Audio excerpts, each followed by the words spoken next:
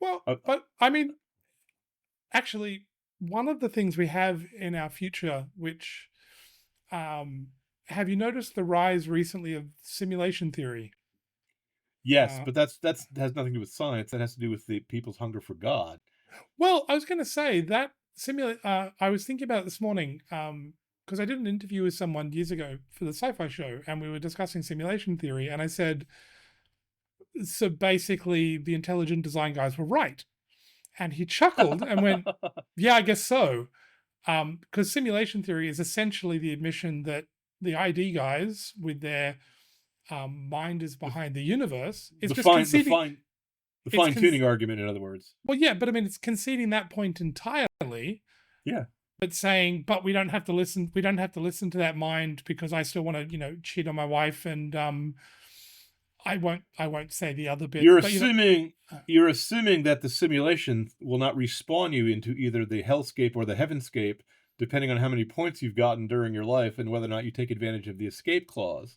You sure, see, but once you they're bothering to spend computer time deceiving you in here and locked in a holographic version of Plato's cave, right? that Do we need to explain to our listeners what the simulation theory is? Because you and I are just talking about it like everyone knows it. the simulation theory is the universe as such doesn't exist. It's basically we're in a giant version of The Sims.